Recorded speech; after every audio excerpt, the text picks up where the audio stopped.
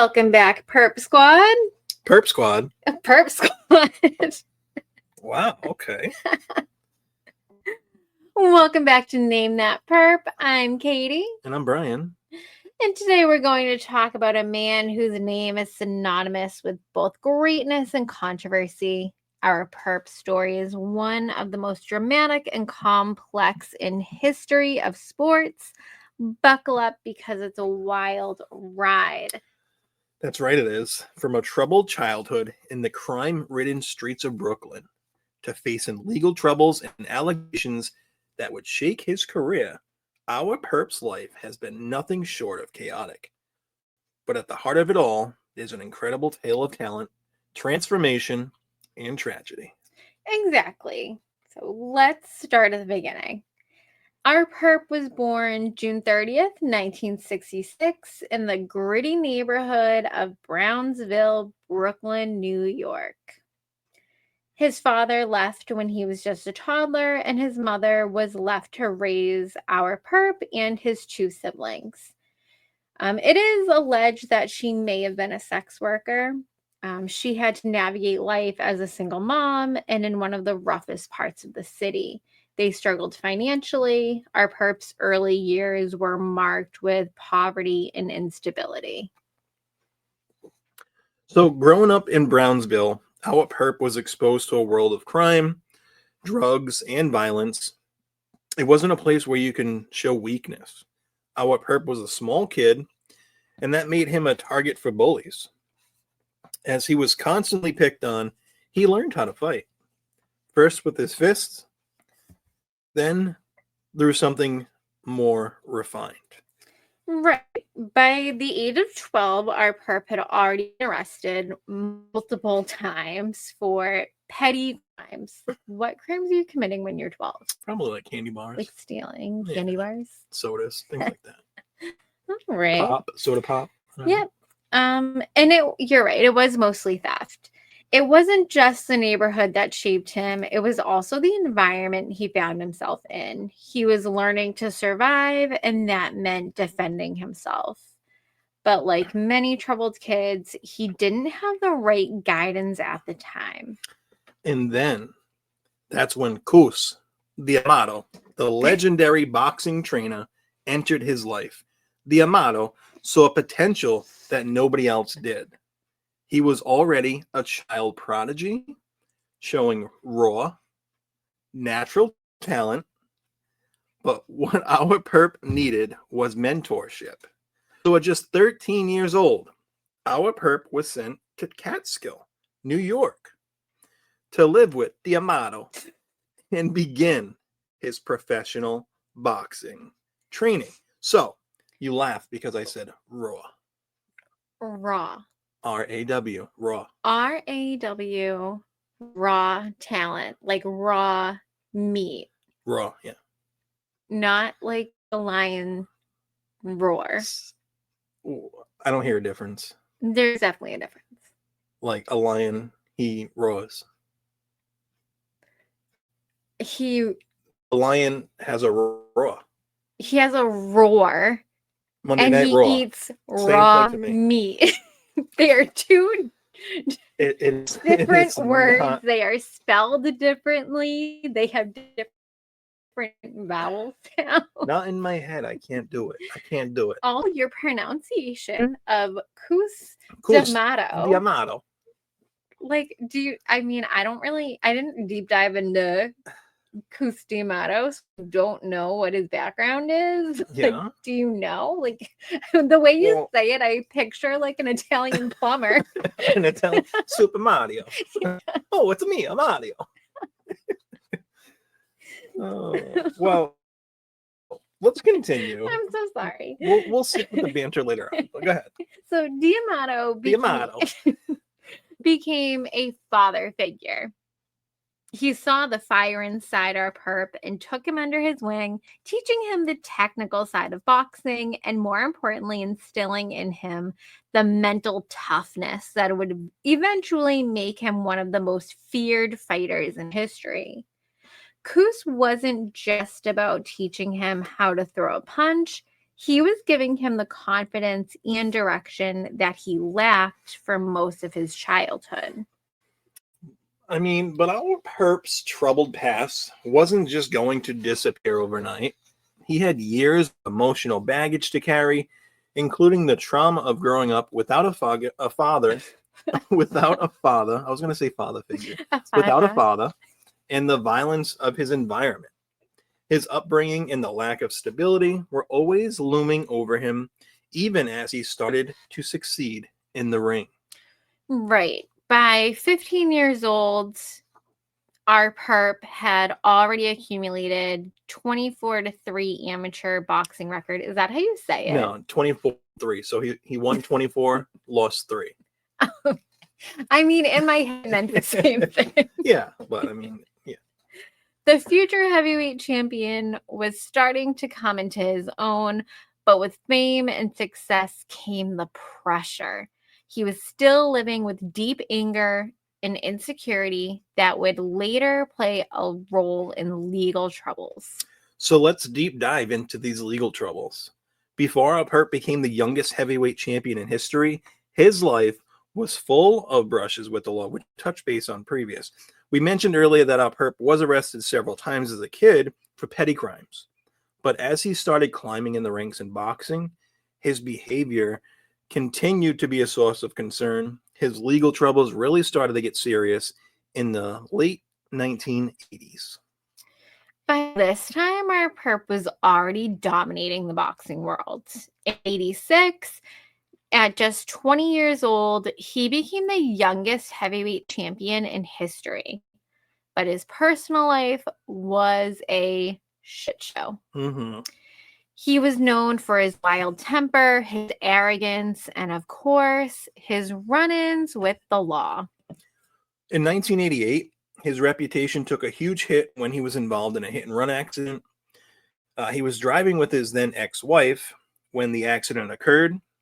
He was later arrested for fleeing the scene, which added to his growing list of legal troubles. Now, listen, before we move on, do you remember that scene where there was like a hit and run in a movie and this celebrity athlete ran from the cops? You remember that movie?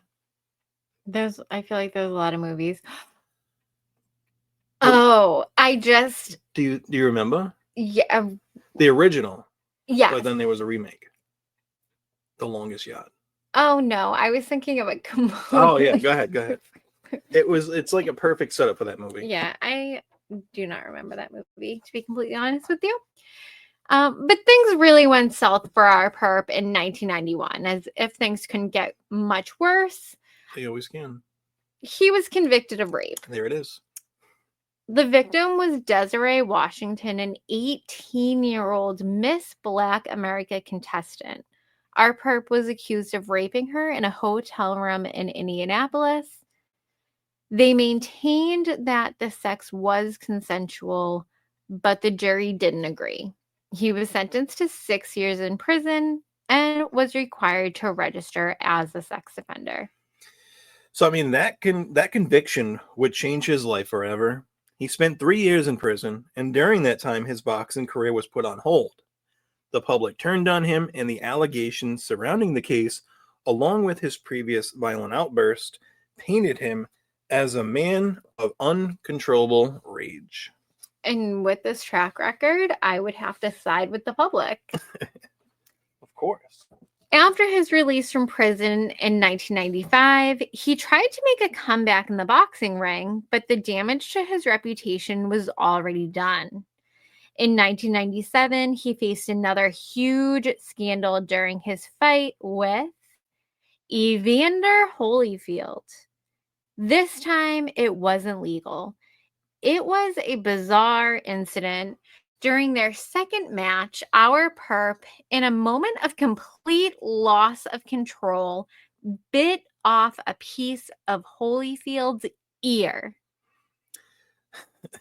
The earbite incident was one of the most infamous moments in boxing history, maybe pop culture history. The boxer was disqualified and his license was temporarily revoked. But beyond that, it was another example of a perp's inability to control his emotions in the ring. Yeah, and unfortunately, his troubles didn't stop there. In 2006, he was arrested at the Phoenix Sky Harbor International Airport for possession of cocaine. Okay. Cocaine. He was pulled over after being found with the drug while trying to board a flight. Pulled aside. I don't know why I said pulled Yeah. over. Our perp's drug addiction had already been well documented, and his arrest was a clear sign that he was still battling his demons. Well, before we move on, this Dylan's is amazing. Please sponsor us, Dylan's, Right? and send us every flavor. So Dylan's small batch distilleries, they make what would you say this is? It's a gin cocktail. That's literally what it's Okay, called. but I mean it's only 5% alcohol, but the one we're drinking is tangerine and lemon with a hint of mint, and it is so friggin' delicious. It is crisp. It is refreshing. It is. I didn't even know I liked gin. Me neither until we And cracked these open are one of these. delicious. They are pricey, but they are. No, they are I so feel like good. they're completely reasonable for what they are. Okay. All right. Well, on with the show. all right. Where are we? In 2007.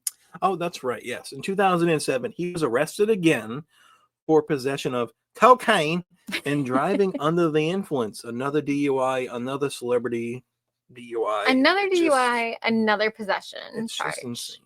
It seemed like the former champion couldn't escape his past no matter how hard he tried. Did he try, though? This led to a series of rehabilitation stints and more time spent in and out of court.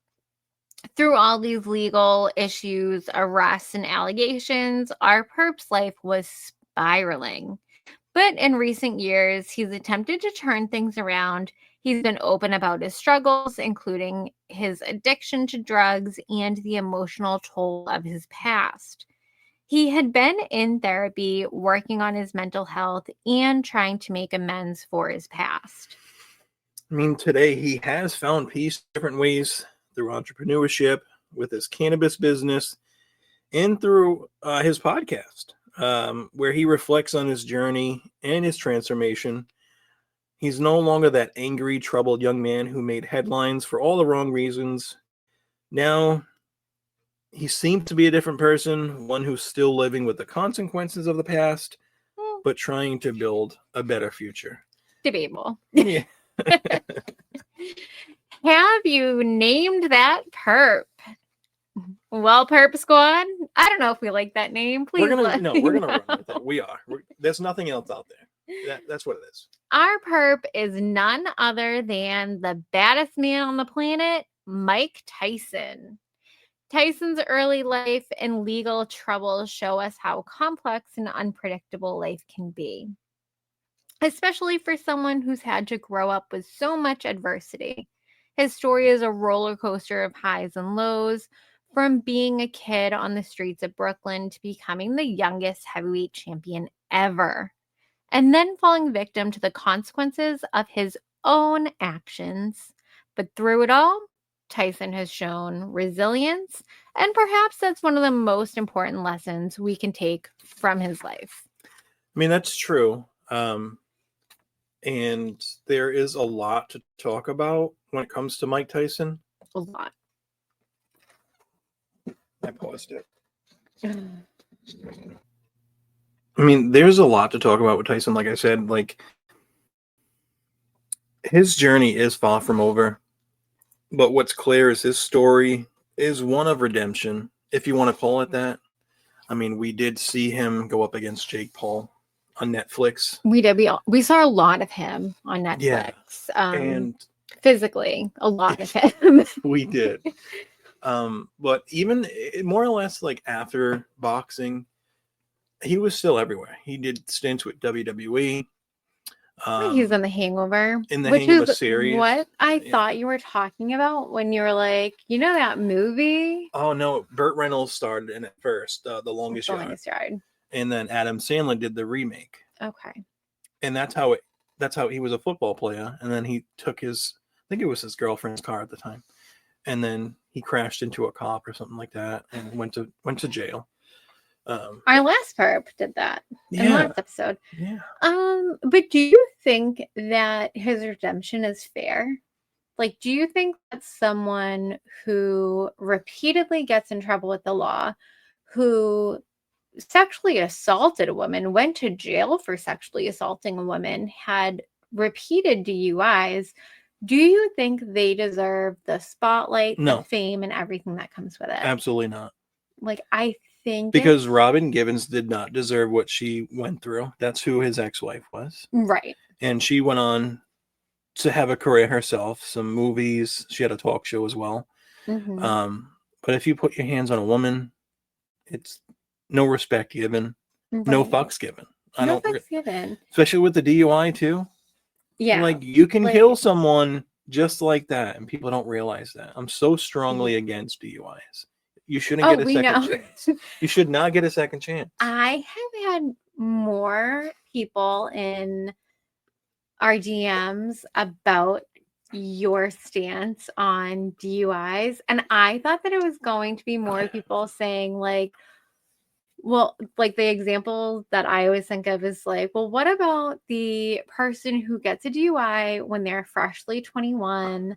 They don't have the license anymore, and now they're a 40-year-old single mom who has to get their kids from point A to point B.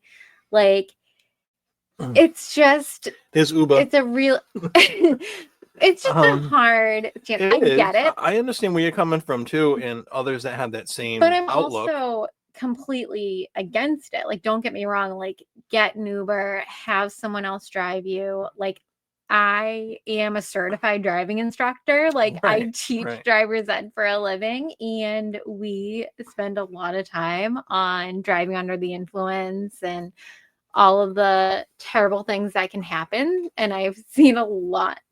So I, of course, am completely against it. I'm just saying, like, devil's advocate. Yeah. Like, there are redemption stories like this person. Well, yeah. I mean, he's had too many chances. I mean, he's putting his hands on multiple women, accused, and went to prison for rape, sexual assault. Like, right.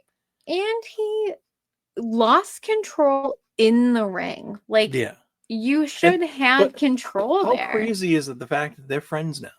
It's like Holyfield, wild. The real deal Holyfield, he was there on Netflix in his dressing room. Like, what the fuck? I was dying watching the Netflix documentary, the fight, the first live event, and they're getting ready, they're doing all these interviews, and Holyfield is at the end of like the podium. I missed that part, but you told me. And the interviewer is on the other side, and she's asking him like, do you think that he could ever like lose control like that again? And that's definitely not how she worded it. But as she's asking these questions, he can't hear her. And it wasn't because of what happened. It was because of the sound quality and where they were. But for this poor man who had half his ear bitten off to have to go, what? That whole Netflix thing was a disaster. Oh my God. But that booty shot of Tyson. It's a meme. Like, even if you scroll on TikTok right now, there are Christmas sweaters that they're selling right now with. It's just, that's oh my God, it's hilarious. But hey, guess what? Yeah. We're not done. We're not done. We have another perp. We do. We have another perp. So we're going to continue. But before I do, if you are struggling to think of what to get someone for Christmas, you know what you can get them? An ugly sweater with Tyson's booty on it. You could, but you can also get them a fridge and watch their face light up when they open it.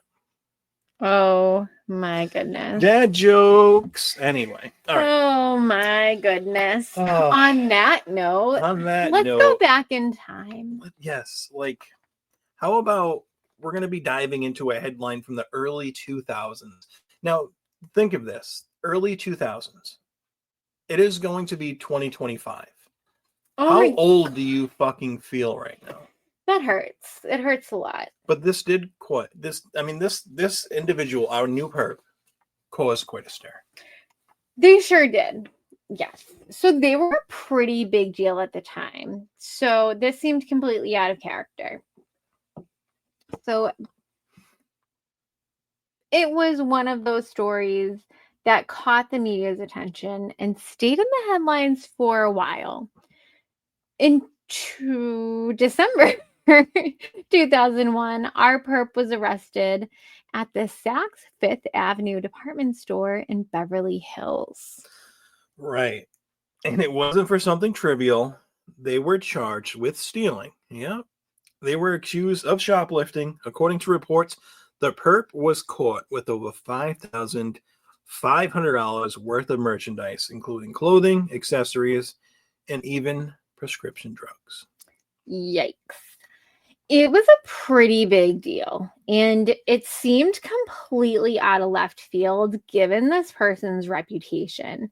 They had been in the public eye for years, and they were considered a well-respected actor. So to have them involved in something like this was pretty shocking. Of course, absolutely. I mean, they were charged with felony grand theft, burglary, vandalism, and possession of controlled substances. It was a serious set of charges. The trial lasted a few years, and because it became a media circus, and with lots of people speculating about why they did it. Now, we later found out the reason why they threw vandalism in there is why. They had cut the tags off of the clothes Like before buying them, so that's vandalizing them. Of course. So, you got to trump up the charge. Yeah, you do. But I mean, they did do it. So the trial began in 2002. And in the end, our perp was convicted on the grand theft charge. They were acquitted of the other charges, burglary and vandalism. The judge ultimately sentenced them to probation, community service, and ordered to pay restitution. So also, let's be clear, though. It wasn't some random lapse in judgment. The perp later said that the shoplifting was part of a bigger issue, that they had been struggling with personal problems, including depression. They even explained that it was a form of self-sabotage. But despite all that, it was a low point in their career, and it definitely affected their public image at that time. Sure. So that's one take that the perp may have given. And to say this sabotage them, or it was them trying to sabotage themselves, it really backfired because one of the items they stole, or possibly more of the items they stole, were Marc Jacobs, who saw what she had and hired them. Oh, shit. I did not know that. Yes. Wow. So they said, come model for us now that you did this. So commit a crime and we'll give you a job. And get rewarded for it. Get rewarded. Yes. And Marc Jacobs is nothing to sneeze at. Like, that's not pennies. Absolutely not. That's high end. That's high end merch. Absolutely. It's Saks Fifth Avenue. Yeah. I mean, $5,500 at Saks. Like, $5,500 is going to get you far at Walmart. It's not going to get you that far at Saks. Yeah. It's a good haul, but it's a good haul. And interesting to note that this incident happened right at the peak of their career, after they took some time away from the spotlight before making their big comeback. Now, they did do that modeling job, but they really took a lot of time off from acting until their role in, drumroll please, Stranger Things. Oh my gosh. Stranger Things. I mean, it's award-winning. It's one of the biggest shows, especially when it was current. It was like the biggest show on Netflix, and we're dying to see it. It's coming back in 2025. I hate when they say that because we don't know what month it's going to be. It can be summertime, so you have to wait all that time, or it could be November, whatever. I mean, it's just last season came out when, the beginning of 23. Yeah, like, it's insane. I 11, like you said. She's married. Yeah, to Bon Jovi's son. Isn't that insane? It is. She was a child. Yeah. I mean, they all I were. mean, I don't know how old she was when she started, but they all looked like babies. Yeah, I mean, they were probably in their early teens, whatever. And I do think that she married young. I mean, for this time of period, like we're waiting into like our 30s. So she did get married pretty young. She did. But it is wild that she was playing a child. I mean, her character's name was 11. She looked 11. Right. Like it's just insane. But I mean, Winona, let's get back to her. We didn't announce her yet. Well, let's name that perp. We did. I mean, basically, if you haven't figured it out yet, it's Winona Ryder. We all know her from Beetlejuice, Edward Scissorhands, Heathers, Girl Interrupted, Mermaids with Cher. Fun fact, she was born Winona Laura Horowitz on October 29th, 1971 in Winona, Minnesota, which is where she got her famous first name from, and I had no clue. I had no idea. That poor girl. Winona from Winona. Yeah. Winona got her start in acting when she was just a teenager. She was only 12 years old when she got the acting bug. And at the age of 14, she made her feature film debut in the 1986 movie Lucas, where she starred alongside Corey Haim, who was huge at the time. I mean, we talked about this before, like the movie Lucas. Never saw it. I don't even know what the hell it is. I've never seen it. I've never heard of it before now. I guess we gotta what check do you it think? out. Like, I first knew her from Beetlejuice, or was it Mermaids? Like, I don't know. I mean, for me personally, it would be Beetlejuice. And then I don't know which came first. But I don't know, because she's looked she looked the same for like 20 some odd years. She really has. She's beautiful. But I saw an interview that she did for Stranger Things, and she talks so negatively about herself. Like, I really think that like her self-esteem is like low. Yeah. And she was like, I was an awkward teenager. Like, I wasn't attractive. I was really nerdy, geeky. And the caption on the TikTok I saw was, "Does Winona Ryder know she was Winona Ryder?" You know another film we forgot to mention? Mr. Deeds. I love that movie. Like, that's a classic. Yes. She was one of the greatest Adam Sandler movies out there. Honestly. I mean, Mr. Deeds was just... It's just... It's a classic. It really is a classic.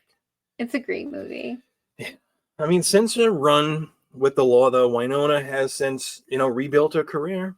And people largely have forgiven her for the incident. I mean, if we didn't talk about it today, would you have remembered just thinking it? You know what I mean? It's just... I don't know. Like, I think of Winona Ryder, and as famous as her acting career is, I think that incident will stick with her forever. Like, I think of her, I think of the incident. Well, here's the thing. Here's something I found out about Winona and possibly shoplifting. She was actually mistaken for a shoplifter before that famous incident. In an ironic twist, Winona recounted that she was once accused of shoplifting as a teenager because she looked poor. This was years before infamous 2001 shoplifting arrest in Beverly Hills. So, as a teen, they thought, "Oh, this girl looks poor. She's in Beverly Hills. Let's so accuse skinny. Her of shoplifting. She must be starving." But to go back on the whole... But you don't just start with stealing from Saks Fifth Avenue, and it's definitely you don't start stealing $5,500 in merchandise at Saks. Like, you definitely start small. Like, she has like a history of mental illness. Like, she's been pretty open about her struggles.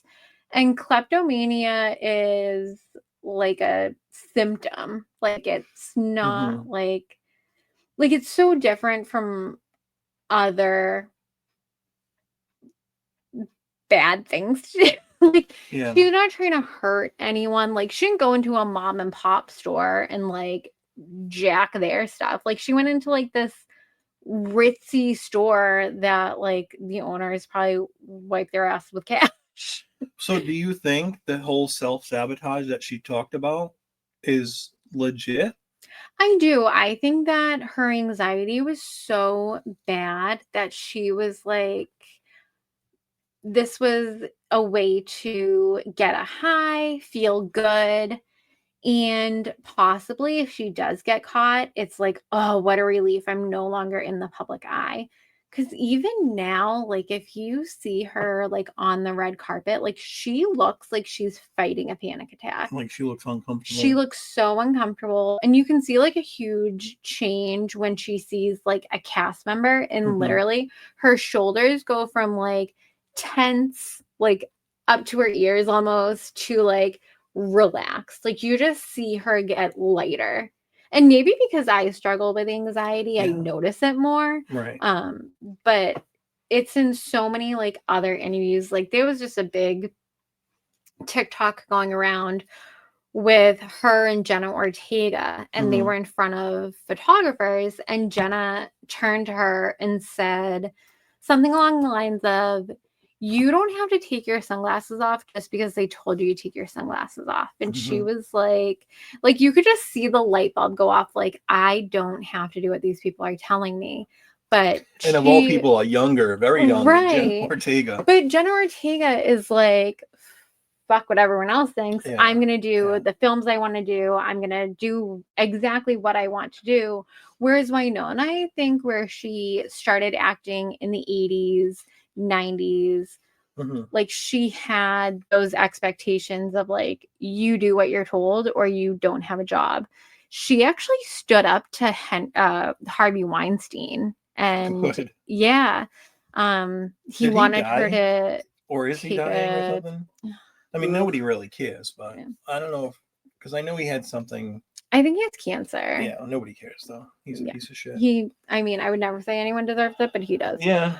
But she actually he told her he was gonna like, he was trying to force her to take a role, and she said no. And it's probably the reason why she didn't act for a while.